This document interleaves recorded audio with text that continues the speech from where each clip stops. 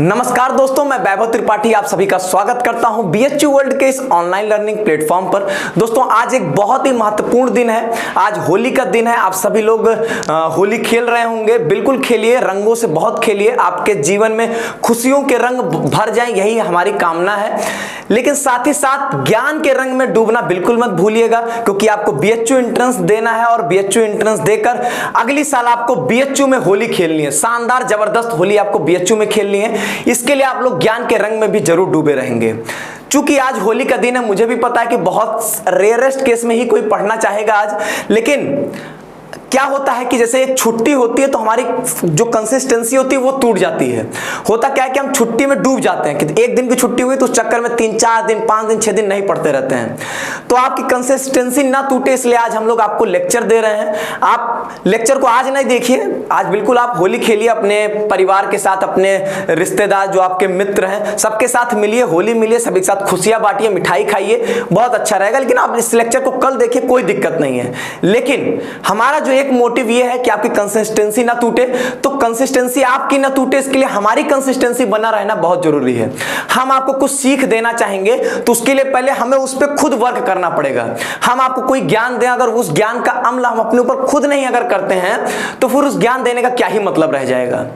तो इसीलिए आज हम लोग आपको लेक्चर दे रहे हैं। और जैसा कि आप सभी को पता है कि प्रीवियस ईयर क्वेश्चन की सीरीज में हम लोग chapter wise previous year questions करवा रहे हैं, जिसमें केमिकल काइनेटिक्स का पहले वीडियो में 8-10 क्वेश्चन कराया जा चुका है। और अगले चैप्टर में आज हम लोग अगले लेक्चर में आज हम लोग फिर से 8-10 क्वेश्चन जो बाकी है वो सब खत्म करके आपके सारे क्वेश्चन लगभग खत्म हो जाएंगे। कुछ रिपीटेड क्वेश्चन है, कुछ नहीं कई रिपीटेड क्वेश्चन हैं। अब उस रिपीटेड क्वेश्चन को कराना का कोई मतलब नहीं होता, ठीक है। तो इसलिए मैं उनको स्किप कर दूंगा और मैं आपको दिखाऊंगा कैसे कितने क्वेश्चंस आपके AIEEE से एज इट इज उठाए गए हैं, ठीक है। और एक मैं यहां पर जेईई मेंस का भी ले लिया हूं क्वेश्चन आज, बाकी 7-8 आपके बीएचयू के क्वेश्चंस हैं। चलिए हम लोग लेक्चर को स्टार्ट करते हैं। सबसे पहला क्वेश्चन आपके सामने यहां पर आता है, इसको देखिए। जो हमारे नए व्यूअर्स हैं उनको मैं बता दूं कि BHU world sure success series लेकर आया है, जो कि बिल्कुल फ्री ऑफ कॉस्ट है। और इसमें हम लोग previous year questions, full lecture series, बहुत चीजें करा रहे हैं। आप प्लेलिस्ट में जाइएगा, सर्च करिएगा, मतलब प्लेलिस्ट में आप देखेंगे तो आपको वहां पर सब कुछ दिख जाएगा, वहां से आप आराम से पुराने लेक्चर्स को देख सकते हैं, ठीक है। चलिए पहला क्वेश्चन करते हैं हम लोग। पहले क्वेश्चन में क्या कह रहा है कि वो ये कहा है कि जो रेट कांस्टेंट है वो आपका आर्हेनियस इक्वेशन को फॉलो कर रहा है। आपको बताना है कि स्मॉलर रेट कांस्टेंट कब होगा, जब एक्टिवेशन एनर्जी लो होगी, जब आपका टेंपरेचर लो होगा, जब आपका प्रेशर लो होगा, या जब कंसंट्रेशन जो होगा वो कम होगा। सबसे पहले यहां पर मोस्ट इंपॉर्टेंट बात आपको यह पता होना चाहिए कि आर्हेनियस इक्वेशन क्या होती है। आर्हेनियस इक्वेशन जो है वो किस लिए आई थी। तो बेसिकली होता क्या है कि जो रेट कांस्टेंट होता है वो सिर्फ टेंपरेचर का फंक्शन होता है, सिर्फ टेंपरेचर के चेंज होने पर चेंज होता है। इस बात को बताने वाले थे आर्हेनियस बाबा। आर्हेनियस बाबा ने कहा कि K = AE की पावर -EA/RT जो है, ये आपका जो है उन्होंने एक रिलेशन दिया, जिसमें आपका K रेट कांस्टेंट होता है, EA एक्टिवेशन एनर्जी होती है, T आपका टेंपरेचर होता है, A आपका आर्हेनियस फैक्टर होता है, या इसको हम लोग प्री एक्सपोनेंशियल फैक्टर भी कहते हैं, ठीक है। इन्होंने ये इक्वेशन दिया था, वही ये पूछ रहा है कि आर्हेनियस इक्वेशन में ये जो रेट कांस्टेंट है और टेंपरेचर का रिलेशन, रेट कांस्टेंट और टेंपरेचर से रिलेटेड इसने बात यहां पर किया है। एक्टिवेशन एनर्जी बोला है, लेकिन आपको बता दूं मैं कि आपका जो रेट कांस्टेंट है उसको कंसंट्रेशन से, प्रेशर से कोई मतलब ही नहीं है। अरे रेट कांस्टेंट यहां पर है आपका, रेट कांस्टेंट या तो एक्टिवेशन एनर्जी में कुछ इधर उधर करेंगे तब फर्क पड़ेगा, या तो टेंपरेचर में इधर उधर कर दीजिए तब फर्क पड़ेगा आपका। बाकी तो फर्क ही नहीं पड़ता किसी चीज से, उसको कोई और किसी चीज से मतलब नहीं होता है, ठीक है। तो बेसिकली हमारा जो रेट कांस्टेंट होता है वो टेंपरेचर का फंक्शन होता है, ये इस इक्वेशन से रिप्रेजेंट किया गया। अब क्या होगा यहां पर देखिए, अगर हम लोग यहां पर देखिए, ये हम लोग क्या करते हैं, मान लीजिए जैसे लिखा है लोअरिंग टेंपरेचर, इसको चेक करते हैं। टेंपरेचर को आप डिक्रीज करिए। अगर आप टेंपरेचर डिक्रीज करेंगे तो कोई चीज अगर नीचे है, देखिए क्या लिखा है, -EA/RT लिखा है।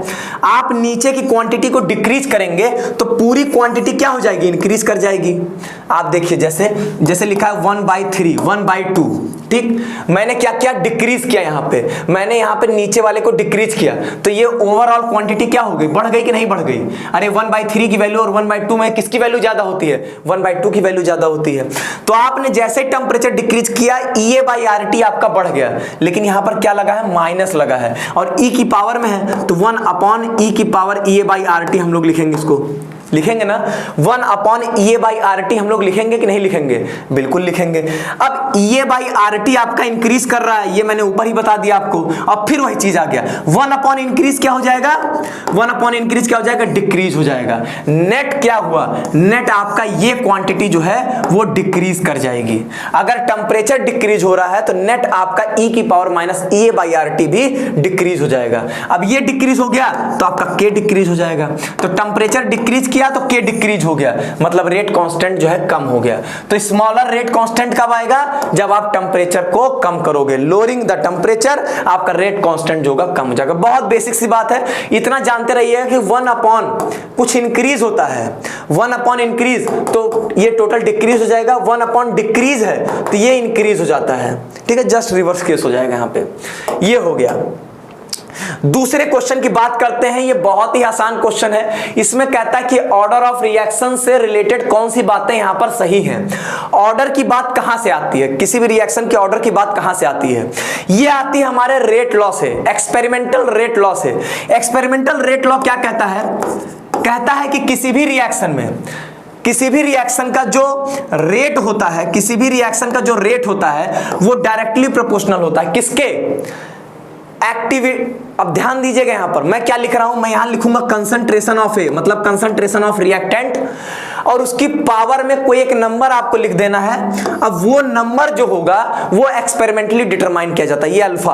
अभी मान लीजिए अगर ये होता A + B gives out C, तो यहां पर हम लोग लिखते कि rate is directly proportional to the A concentration, B का कंसंट्रेशन, अल्फा और बीटा।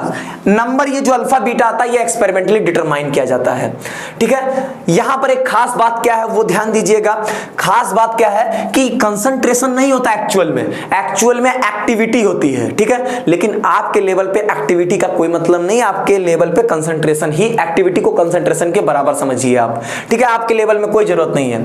तो अब यहां यही होता है रेट लॉ, यहीं से आता है हमारा क्या, ऑर्डर आता है। ऑर्डर क्या है, कुछ नहीं है। अब जैसे इसकी बात करें तो इसका ऑर्डर अल्फा होगा, इसके लिए बात करें तो इसका ऑर्डर क्या होगा, अल्फा प्लस बीटा होगा। ठीक है, इसका ऑर्डर अल्फा प्लस बीटा हो जाएगा, मतलब यहां जो भी नंबर है इस नंबर को ऐड कर दीजिए, वही आपका ऑर्डर बन जाता है। लेकिन एक्सपेरिमेंटली डिटरमाइन किया जाता है। हाँ, एक केस होता है, अगर रिएक्शन एलिमेंट्री रिएक्शन है, अगर रिएक्शन हमारी एलिमेंट्री है तो जो रिएक्टेंट का स्टोइकियोमेट्रिक कोफिशिएंट होता है वही पावर में आ जाता है। जैसे यहां पर स्टोइकियोमेट्रिक कोफिशिएंट 1 है तो यहां पे अल्फा की वैल्यू 1 हो जाएगी, बीटा की वैल्यू 1 हो जाएगी।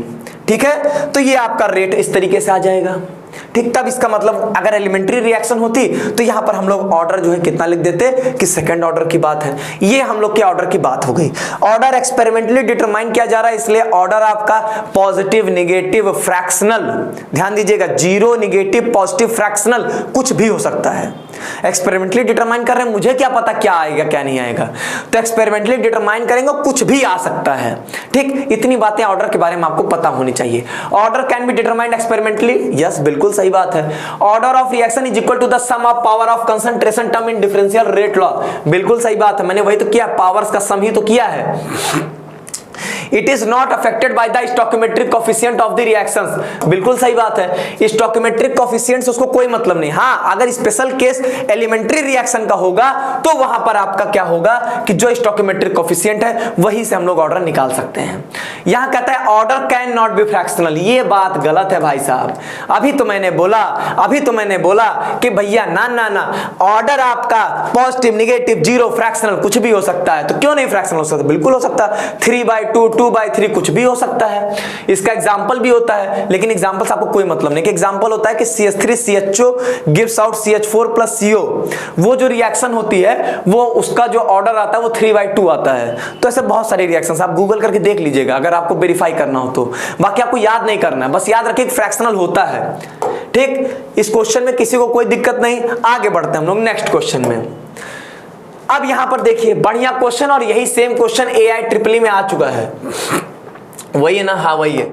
AIEEE 2003 में या 2000 किसी में आया था, मतलब पीछे आया हुआ है काफी, लेकिन आया हुआ क्वेश्चन है ये। AIEEE का नहीं है, ये आपके BHU में आया हुआ है, लेकिन मैं बता रहा हूं कि AIEEE छापा गया, दोनों में आया हुआ है, BHU में भी AIEEE में भी। यहां क्या कह रहा है, यहां कह रहा है कि रेट कांस्टेंट डबल हो जाता है जब आपका टेम्परेचर 27 डिग्री सेल्सियस से 37 डिग्री सेल्सियस बढ़ाया जाता है, तो एक्टिवेशन एनर्जी क्या होगी। आपको एक बात पता होना चाहिए कि रेट एंड रेट कांस्टेंट जो होते हैं वो हमारा क्या होता है, वो हमारा डिपेंड करता है, किस पे डिपेंड करता है, टेम्परेचर पे डिपेंड करता है। ठीक, आप जब भी टेम्परेचर, जैसे बताया जाता है कि एक्सपेरिमेंटली ये देखा गया कि जब भी आप टेम्परेचर 10 डिग्री सेल्सियस से बढ़ाओगे तो रेट आपका 2 से 3 गुना हो जाता है, मतलब या तो 2 गुना होगा तो 3 गुना हो जाएगा। कहने का क्या मतलब कि जैसे कि मान लीजिए पहले 25 डिग्री सेल्सियस पे किसी भी रिएक्शन का रेट R था, ठीक है, तो 35 डिग्री सेल्सियस पे 10 डिग्री सेल्सियस बढ़ाने पे आपका रेट 2R या रेट आपका 3R हो सकता है। 2R या 3R मतलब 2 गुना या 3 गुना आपका रेट हो सकता है। वो क्वेश्चन बताता है कि कितना होगा। इसने क्या कहा कि 10 डिग्री सेल्सियस टेम्परेचर बढ़ने पर रेट, जो आपका रेट कांस्टेंट है वो डबल हो जा रहा है आपका। ठीक, इसका क्या मतलब, मैंने तो रेट बताया, मैंने रेट कांस्टेंट तो नहीं बताया। तो यहीं पर एक चीज होती है K2/K1, हम लोग एक चीज निकालते हैं, वो क्या होता है, ये एक तरीके से ये है कि रेट कांस्टेंट हम लोग निकाल रहे हैं कि जब 10 डिग्री सेल्सियस ज्यादा पे अपॉन जितने, जैसे मान लीजिए कि 27-37 है, ठीक है, इसको हम लोग बोलते हैं basically temperature coefficient of the rate constant, या टेम्परेचर कोफिशिएंट बोल दीजिए, ऑफ रेट कांस्टेंट बोलना जरूरी नहीं है। इसको हम लोग टेम्परेचर कोफिशिएंट कहते हैं, K2/K1। होता क्या है इसमें, ये जो K2 है क्या मतलब है कि 37 डिग्री सेल्सियस में जो रेट कांस्टेंट होगा, और K1 मतलब क्या हो गया, 27 डिग्री सेल्सियस में जो रेट कांस्टेंट होगा, इसी को टेम्परेचर कोफिशिएंट कहते हैं। और जो ये कहा जाता है ना कि डबल हो गया, इसका मतलब K2/K1 की वैल्यू 2 दी गई है।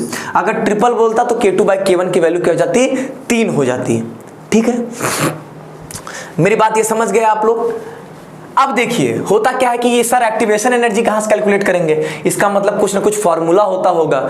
और activation energy, rate constant, temperature, अगर ये सब चीजें आ रही हैं, रेट कांस्टेंट है, एक्टिवेशन एनर्जी है, टेम्परेचर है, अगर ये सारे टर्म्स आ रहे हैं, अगर ये सारे टर्म्स आ रहे हैं तो नो डाउट आपका क्या होगा, पक्का पक्का इन तीनों के बीच में कुछ ना कुछ रिलेशन हो रहा होगा। इन तीनों के बीच का रिलेशन बताने वाला सिर्फ एक ही इक्वेशन है, वो है आर्हीनियस इक्वेशन। हमारे पास आर्हीनियस इक्वेशन होती है K=AE⁻⁴ लेकिन यहां पर जैसा क्वेश्चन दिख रहा है उस हिसाब से लग तो नहीं रहा कि इसी क्वेश्चन को मैं लगा के ला सकता हूं, नहीं, इसी क्वेश्चन से आ जाएगा, कोई बड़ी बात नहीं है। बस अंतर क्या होगा, अंतर ये होगा थोड़ा सा आपको मैथमेटिक्स लगानी पड़ेगी। मैथमेटिक्स क्या लगानी पड़ेगी यहां पर कि आपको पहले लॉग लेना पड़ेगा, एक बार K1 के लिए लिखना पड़ेगा, एक बार K2 के लिए लिखना पड़ेगा, K1 पे T1 और ऐसे ही K2 पे T2। ठीक है, K2 पे क्या हो जाएगा, T2 हो जाएगा। ठीक, K1 पे T1 और K2 पे T2 हो जाएगा। ठीक, तो यहां पर क्या है, आप क्या करोगे, log K1 निकालोगे, log K2 निकालोगे, और फिर आप क्या करिएगा, एक सेकंड इक्वेशन से फर्स्ट इक्वेशन को माइनस कर दीजिएगा, log K2 minus log K1। Final equation जो बन के आएगी वो मैं आपको बता देता हूं, आपको डायरेक्टली वही यूज करना है। ठीक है, वैसे भी जो मैथ्स वाले स्टूडेंट होंगे उनके लिए तो आसान भी पड़ जाएगा, लेकिन जो बायो और नर्सिंग एजी वाले होंगे उनको दिक्कत होगी, इसलिए डायरेक्ट फॉर्मूला याद होना जरूरी है। log K2/K1 =EA/2.303 × R 1/T1 - 1/T2। ठीक है, ये बात आ जाएगी, ये हमारा नेट फॉर्मूला होता है, जो मैंने बताया वहीं से हम लोग करेंगे। लॉग ले लेंगे दोनों में और इससे इसको माइनस कर देंगे, log K2 minus log K1 तो log K2/K1 आ जाएगा। ठीक है, अब K2/K1 की वैल्यू क्या होगा, मैंने बताया कि जो दे दिया जाए, अगर डबल बोल रहा है तो 2 लिख दीजिए, तो यहाँ पे log 2 लिख दीजिएगा। ठीक, बाकी यहां पर क्या है, EA की वैल्यू आपको निकालनी है, आ ही जाएगा, कोई बड़ी बात नहीं है। अब यहां ध्यान दीजिएगा, ये लिख रहा है किलो जूल में, ठीक है, ये क्या लिखा, किलो जूल में आपको चाहिए। ठीक है, तो पहले हम लोग क्या करते हैं, किलो जूल की बात है, पहले ध्यान दीजिएगा टेम्परेचर जो हम लोग यूज करेंगे वो किस यूनिट में यूज करेंगे, क्या डिग्री सेल्सियस में या केल्विन में। ध्यान दीजिएगा 2.303 × R है, R की अगर मैं वैल्यू ले रहा हूं 8.314 ले रहा हूं, 8.314 लेने का क्या मतलब हो गया कि मैं ले रहा हूं 8.314 joule kelvin inverse mole inverse, ये इसकी यूनिट होती है। तो joule kelvin inverse mole inverse मतलब केल्विन में बात आ रही है, तो आपका टेम्परेचर भी केल्विन में होना चाहिए। तो यहां पे टेम्परेचर क्या हो जाएगा, 27 डिग्री सेल्सियस है। 27 डिग्री सेल्सियस है तो इसको 272 में जोड़ लीजिए, सॉरी 273 में जोड़ लीजिए, तो एक आ जाएगा 300, एक आ जाएगा 310 आ जाएगा। तो 1/T1 एक 300 आ जाएगा माइनस 310 आ जाएगा। इसको सिंपली सॉल्व कर लीजिएगा, जो आपका EA आएगा वो जूल में आएगा, फिर उसको किलो जूल में आप कन्वर्ट कर लेंगे। ये कौन करेगा, ये मैं तो नहीं करने वाला हूं, ये कौन करेगा, आप करेंगे। क्यों आप नहीं करेंगे सर, आप काहे नहीं करेंगे, इसको आप करिए इसकी पूरी कैलकुलेशन। बेटा मुझे पेपर नहीं देना है, पेपर आपको देना है, कैलकुलेशन आप करिए। कैलकुलेशन करके आंसर बताइएगा कमेंट बॉक्स में आप लोग, ठीक है। कम से कम थोड़ा बहुत कैलकुलेशन करेंगे तो आप लोग सीखेंगे। आपके BHU का ही आया क्वेश्चन है तो ये मत कहिएगा कि इररिलेवेंट है, ये है वो है, ऐसा कोई ज्ञान मत दीजिएगा। AIEEE भी आ चुका है तो क्वेश्चन तो जबरदस्त है, क्वेश्चन में कोई वो बात नहीं है। तो हर एक पॉइंट को मैंने इस क्वेश्चन में समझा दिया, कुछ भी ऐसा नहीं हो गया जहां पे आपको कोई डाउट आएगा, ठीक है। चलिए अगली बात करते हैं हम लोग। यहां पर कहता है कि अगर हाफ लाइफ आइसोटोप की 10 ईयर दी गई है तो उसका डीके कांस्टेंट कितना होगा। अब यहां पर कई लोग डर जाते हैं। डर क्यों जाते हैं, क्योंकि उनको बेसिक सी नॉलेज नहीं होती है। कहेंगे आइसोटोप क्या आ गया सर डीके कांस्टेंट क्या होता है, डरने लगते हैं। अरे बेवकूफ, ध्यान, रेडियो एक्टिविटी में जितने भी रेट कुछ भी आ जाए, डीके कांस्टेंट नॉस्टेंट कुछ भी, एक चीज जान लीजिएगा, रेडियो आइसोटोप्स में जितनी भी चीजें होती हैं सब का सब फर्स्ट ऑर्डर फॉलो करती हैं। क्या फॉलो करती हैं, फर्स्ट ऑर्डर काइनेटिक्स को फॉलो करती हैं, फर्स्ट ऑर्डर काइनेटिक्स को फॉलो करती हैं। अब आप भूल जाइए आइसोटोप, बस अपना बेसिक ध्यान लगाइए फर्स्ट ऑर्डर के हिसाब से जितना आपको पता है। उसने हाफ लाइफ दिया, आप लिख लीजिए half life is equal to 10 years, ठीक। क्या पूछ रहा, decay constant. First order kinetics में क्या मैंने कुछ डीके कांस्टेंट पढ़ाया था, नहीं पढ़ाया था, मैं रेट कांस्टेंट पढ़ाया था। तो डीके कांस्टेंट ये आपका रेट कांस्टेंट है बेटा, वही है। तो ये आपको बेसिकली के की वैल्यू पूछ रहा है फर्स्ट ऑर्डर के लिए। अरे रे, T half is equal to 0.693 upon K, ये कौन पढ़ाया था, अरे मैं ही तो पढ़ाया था। ये जो हमारे बच्चे होंगे कोर्स में उनको मैं पढ़ाया था, ठीक है। ऐसे नॉर्मल यूट्यूब पे मैंने नहीं पढ़ाया ये चैप्टर, लेकिन यहां पर पढ़ा दे रहा हूं। टी हाफ फर्स्ट ऑर्डर के लिए आता है 0.693 अपॉन के। टी हाफ फर्स्ट ऑर्डर के केस में इनिशियल कंसंट्रेशन पर बिल्कुल नहीं डिपेंड करता। ये आपके पेपर में पूछा जा चुका है कि किस ऑर्डर की रिएक्शन में जो टी हाफ होता है, हाफ लाइफ होता है, वो इनिशियल कंसंट्रेशन पे नहीं डिपेंड करता है। तो ये आपका फर्स्ट ऑर्डर में ही होता है ये। बाकी मैंने आपको पिछले वीडियो में देख लीजिएगा, मैंने बहुत इंपॉर्टेंट एक फॉर्मूला बताया था, T half is equal to A not की पावर 1 माइनस एन, जिसमें n आपका है ऑर्डर ऑफ रिएक्शन है, a नॉट इनिशियल कंसंट्रेशन है। अब यहां पर आपको क्या k निकालना है। अरे यार अब तो बच्चों का खेल हो गया, ये हो गया। अब ये 0.0693 आ गया, ठीक है। अब यहां पर आप इसकी यूनिट लिखना चाहोगे तो यार देखो इसकी तो कोई यूनिट नहीं होगी क्योंकि ये तो कांस्टेंट है, ये 10 ईयर है तो ईयर इनवर्स आ जाएगा और यही आपको आंसर में मिल भी जाएगा। ये देखिए हो गया आपका क्वेश्चन, क्या ही लोड ले रहे हैं इसमें।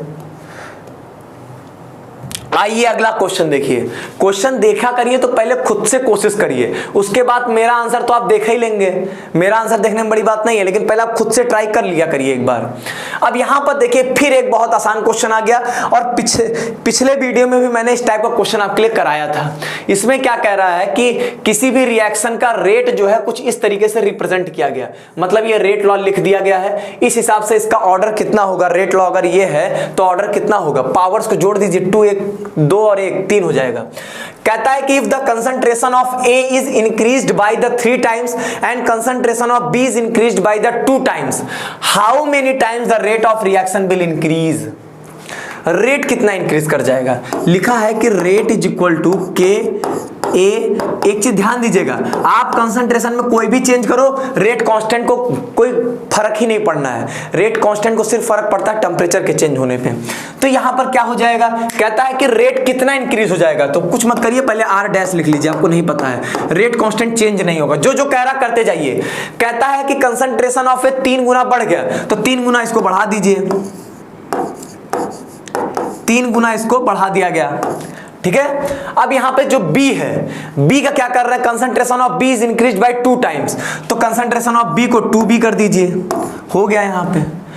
तो यहां पे मैंने A का कंसंट्रेशन 3 गुना कर दिया, B का कंसंट्रेशन 2 गुना कर दिया मैंने यहां पे, ठीक है। तो यहां पे क्या हो जाएगा, अब कुछ मत करिए भाई, अब बच्चों वाला काम करिए। क्या करिए, 3 त्रिक 9 दूनी 18, 18 बाहर कर दीजिए, बाकी सबको एज इट इज लिख दीजिए। अगर मैं गलत नहीं हूं तो मुझे साफ साफ दिख रहा है कि ये चीज यहां पर आ गई, तो इसको क्या 18R नहीं लिख सकते हैं? तो क्या बताइए, इसमें किसी को समझने में कोई दिक्कत होगी क्या कि R dash is equal to 18R हो गया, मतलब 18 गुना बढ़ गया। ये बताओ, ये क्या कोई क्वेश्चन करने वाला क्वेश्चन है? इसमें सिर्फ 3 लाइन की लैंग्वेज लिख दिया है, तो इससे क्वेश्चन आप टफ समझ लेते हो। इससे आसान क्वेश्चन तो मेरे हिसाब से केमिस्ट्री में नहीं बन सकता, इससे आसान, और आपके प्रीवियस ईयर में आया हुआ है। कोई ये भी नहीं कह सकता कि सर आप जानबूझ के आसान आसान क्वेश्चन ले लिए हैं ताकि आपको ज्यादा मेहनत ना करना पड़े और बस ऐसे चुप्पे से बता के निकल जाइए। मैं खुद से नहीं लिया, जो प्रीवियस ईयर आया वही कराया मैं, जबकि मैं अपने प्राइवेट, जो हम लोग का प्राइवेट कोर्स चलता है उसमें मैं ये सब क्वेश्चंस कराया हूँ, बिल्कुल कराया हूँ, लेकिन ये सब क्वेश्चन से बहुत अच्छे लेवल के क्वेश्चन कराए गए हैं। ये सब तो बहुत बच्चों वाले क्वेश्चन हैं, ये सब तुम्हारे बच्चे से देखते ही मार देते हैं। अब यहाँ पर देखिए क्वेश्चन क्या कह रहा है, अब यहाँ पर क्या कह रहा है कि अगला क्वेश्चन है आपका, अगला क्वेश्चन कह रहा है कि एक रिएक्शन दी गई है जिसके लिए हाफ लाइफ पीरियड आपको दिया गया है और कहा है कि in what period of time. एक ध्यान दीजिएगा, ये आपको स्टार्टिंग में नहीं बताया गया, ये आपका एलिमेंट्री रिएक्शन है, यहां पर दे दिया गया था कि ये आपकी कैसी एलिमेंट्री रिएक्शन है, नहीं तो क्वेश्चन आप कर नहीं पाएंगे। ये एलिमेंट्री रिएक्शन है, हमारी एलिमेंट्री रिएक्शन है और हाफ लाइफ दिया गया 10 minute. In what period of time would the concentration of X be reduced to 10% of original concentration? कह रहा है कि एक रिएक्शन दी गई है जो कि आपकी एलिमेंट्री रिएक्शन है, X gives out Y plus Z, जिसमें X गैस है, Y गैस है और Z भी आपका क्या है, गैस है। एलिमेंट्री रिएक्शन है, एलिमेंट्री रिएक्शन के लिए हम लोग रेट बहुत आसानी से लिख सकते हैं कि रेट कांस्टेंट, X का कंसंट्रेशन पावर 1, ठीक। Rate is equal to rate constant and इसकी पावर, मतलब कंसंट्रेशन ऑफ एक्स की पावर 1 हो जाएगा। दिस इज कॉल्ड द, अब इसका आप, क्योंकि एलिमेंट्री रिएक्शन में हमने क्या बोला था, स्टोइकियोमेट्रिक कोफिशिएंट ही उसका ऑर्डर बन, मतलब स्टोइकियोमेट्रिक कोफिशिएंट को आप पावर में चढ़ा सकते हो, तो इसका ऑर्डर कितना आ गया, 1 आ गया। इसका मतलब ये क्या हो गया, फर्स्ट ऑर्डर की काइनेटिक्स है, उसके हिसाब से सारा काम करना है। अब फर्स्ट ऑर्डर के इसने पहले क्या दिया है, टी हाफ दे दिया 10 मिनट, टी हाफ दे दिया 10 मिनट और फिर पूछ रहा है बताइए एक्स का कंसंट्रेशन जो है कितने पीरियड ऑफ टाइम में एक्स का कंसंट्रेशन जो है वो रिड्यूस होके 10% हो जाएगा ओरिजिनल कंसंट्रेशन का। लैंग्वेज को ध्यान से समझिएगा बेटा, नहीं तो गड़बड़ कर जाएंगे। इनिशियल कंसंट्रेशन हम लोग मान लेते हैं A0 है, ये हमारा क्या हो गया, इनिशियल कंसंट्रेशन, ये मान लेता हूं मैं, इनिशियल कंसंट्रेशन मान लीजिए कि A0 है। अब वो क्या कह रहा है, ये कह रहा है कि आपको वो टाइम बताना है जिस टाइम में आपका कंसंट्रेशन ऑफ एक्स जो है वो कितना बचेगा, 10% ऑफ ओरिजिनल कंसंट्रेशन। ध्यान दीजिएगा, reduced to the 10% of original concentration, मतलब जो आपका स्टार्टिंग में जो कंसंट्रेशन, इनिशियल कंसंट्रेशन था उसका 10% ही बचेगा। मतलब इसका 10% कितना हो जाएगा, किसी का 10% लिखना हो तो 10/100 into A0, that is the 0.1 A0। ये क्या हो जाएगी, ये आपकी फाइनल कंसंट्रेशन, ये आपकी क्या बन जाएगी, A इसको लिखा जाता है। A मतलब क्या होता है, रिमेनिंग अमाउंट। अभी आपको मैं बताऊंगा ये कैसे यूज हो रहा है, रिमेनिंग अमाउंट, क्योंकि अगर आपको फॉर्मूला पता होगा तब आपको मजा आ जाएगा। यहाँ पे फॉर्मूला क्या होता है फर्स्ट ऑर्डर के लिए, कहां लिखूं मैं इसको बताइए, यहां पर लिखता हूं मैं। फर्स्ट ऑर्डर के लिए होता है A equal to A0 e की पावर माइनस KT। एक तो ये बेसिक फॉर्मूला आता है, इसके अलावा हम लोग इसको और लिखते हैं, क्या लिखते हैं हम लोग इसको, हम लोग लिखते हैं K equal to 2.303 upon T log A0 upon A। लिखते हैं कि नहीं लिखते हैं बताइए। ये होता है रेट कांस्टेंट को निकालने का फॉर्मूला, मतलब रेट कांस्टेंट को नहीं निकालना है, यहाँ पे आपको रेट कांस्टेंट, ये रेट कांस्टेंट है, ये टाइम है, ये इनिशियल कंसंट्रेशन है, और ये क्या होता है, ए का सिग्निफिकेंस आपको जानना बहुत इंपॉर्टेंट है। ए क्या होता है, ए को हम लोग कहते हैं रिमेनिंग अमाउंट कितना है। ध्यान दीजिएगा, दो चीजें होती है, एक रिमेनिंग अमाउंट होता है, एक रिएक्टेड अमाउंट होता है। रिएक्टेड अमाउंट कितना रिएक्ट किया और रिमेनिंग अमाउंट कितना बचा है। जैसे आपके पास अगर 100 रुपए है तो 100 रुपए में अगर मैं ये कहूं कि आपने 90 खर्चा कर दिया, तो 90 खर्चा कर दिया मतलब अमाउंट रिएक्टेड, कितना खर्चा किया आपने। अगर आपसे ये पूछा जाए कि बचा कितना आपके पास, तो आप ये नहीं बोलोगे कि 90 खर्चा, तब आप बोलोगे कि 10 रुपए बचा है मेरे पास। तो यहां पर जो आपके फॉर्मूला में आपको पुट करना है वो यही पुट करना है कि आपके पास कितना रुपया बचा है। आपके पास 10 रुपया बचा वो आपको लिखना है, कितना आप खर्चा किए मैं नहीं पूछ रहा हूं आपसे, ठीक है। तो कितना आपके पास बचा है, जैसे पापा होता नहीं कि पापा पैसा दिए फिर पूछते हैं कि कितना है तुम्हारे पास, ये नहीं कहते कितना खर्चा किया, कितना है तुम्हारे पास, 5000 दिए थे कितना बचा, पापा 200 रुपए बचा, तो ये बताते, ये नहीं कहते कि 4800 रुपए पापा खर्चा कर दिए हैं, वो यहां नहीं यूज करना है आपको। इस दोनों में अंतर समझिएगा, हर बच्चा यही गलती करता है, ठीक है। तो A0 अपॉन ए आ जाएगा, और इसको याद कैसे करते हैं मैंने बताया था, कई लोग बच्चे A अपॉन A0 कर देते हैं। अरे यार इनिशियल कोई भी चीज, A0 क्या, इनिशियल कंसंट्रेशन, इनिशियल मतलब स्टार्टिंग में, तो ऊपर रख दो इसको। अरे स्टार्टिंग की चीज को सबसे पहले रखो, वही चीज उसी तरीके से याद रख लीजिए। अब कुछ मत करिए। A की वैल्यू कितनी दी गई है, A की वैल्यू कितनी दी गई, 0.1 A0 रख दीजिए। K इक्वल टू क्या आ जाएगा, 2.303 upon T log A0 upon A की वैल्यू कितनी दी गई है, कहां दी गई है यार, A की वैल्यू ये दी गई है 0.1 A0 कट गया, ठीक। अब आगे इसको आप सॉल्व कर सकते हैं, कुछ नहीं करना है। अब कई लोग सोच रहे हैं सर ये K कहां से आएगा, अरे भाई वो बेवकूफ थोड़ा ना जो टी हाफ की वैल्यू 10 दिया है। T half is equal to, अभी पीछे ही बताया मैं कि T half is equal to क्या होता है, 0.693 अपॉन K होता है। तो K की वैल्यू निकाल लीजिए, 0.693 अपॉन टी हाफ कर दीजिए, आ जाएगा। तो 0.693 अपॉन टी हाफ कितना आपका 10 मिनट है, आराम से हो जाएगा यार, क्या ही लोड लेना इसको इतना। अब यहां पर आप क्या करेंगे, फिर आप कैलकुलेशन करेंगे और आंसर निकाल के कमेंट बॉक्स में बताएंगे कि sir question number this, answer is this, ठीक है। जो बच्चे करेंगे वो निश्चित तौर पे बहुत आगे जाएंगे, यही मेरे उनके लिए शुभकामनाएं हैं, ठीक है। जो नहीं करेंगे वो बहुत पीछे जाएंगे। तो इसका आंसर क्या आएगा वो आप देख लीजिएगा। वैसे इसका आंसर मुझे याद भी है, कहिए तो बता दूं, आप लोग कमेंट बॉक्स में बताइएगा, मैं कमेंट में पिन कर दूंगा कि सही आंसर क्या है, ठीक है। सॉल्व कर लीजिएगा, थोड़ा अप्रॉक्स वैल्यू आएगी, एग्जैक्ट नहीं आएगा, थोड़ा ऊपर नीचे आएगा, देख लीजिएगा। अब यहां पर ये तो भाई इससे गंदा क्वेश्चन जो है नहीं आ सकता था, लेकिन बीएचयू ने रखा इतना गंदा क्वेश्चन। कहता है कि when the concentration of reactant is doubled, मतलब जब रिएक्टेंट की कंसंट्रेशन को डबल किया जाता है, अभिकारक की सांद्रता को दुगुना किया जाता है, ठीक है। अभिकारक की सांद्रता को जब दुगुना किया जाता है तो बताना है, तो फिर बताता है, खुद ही बताता है कि रेट ऑफ रिएक्शन जो होगा वो 4 गुना हो जाएगा। तो बताइए कि ऑर्डर ऑफ रिएक्शन उस केस में क्या होगा। मतलब जब अभिकारक की सांद्रता को 2 गुना किया जाता है तो अभिक्रिया की जो दर है वो आपका 4 गुना हो जा रही है, ठीक है। तो आपको बताना है कि अभिक्रिया की कोटि कितनी होगी, ठीक है। अभिक्रिया की कोटि मतलब रिएक्शन का ऑर्डर कितना होगा, कितना होगा, कैसे पता करेंगे, अरे पता ही नहीं करना है यार, गजब बात करते थे हो। रेट इज इक्वल टू क्या होता है, अगर इन जनरल लिखे रेट कांस्टेंट है, कोई हमारा रिएक्टेंट ए होगा, इसकी पावर अल्फा में जो होता है, यही अल्फा हमारा क्या हो जाता है, ऑर्डर हो जाता है। मैं क्या कर रहा हूं, मैं कंसंट्रेशन को डबल कर रहा हूं, रेट 4 गुना हो जाएगा। ये क्या बोल रहा है कि कंसंट्रेशन को डबल कर रहे हैं। अब देखिए मैं क्या करूंगा, तो रेट 4 गुना हो जाएगा। तो मतलब पहले अगर R था तो अब 4R हो गया, कंसंट्रेशन डबल कर दो तो 2A कर दिया मैंने, पावर अल्फा कर दिया, ठीक। अब इसको क्या करिए, इसको फिर से थोड़ा सॉल्व करिए। 4R is equal to K, sorry 2 की पावर अल्फा K A की पावर अल्फा।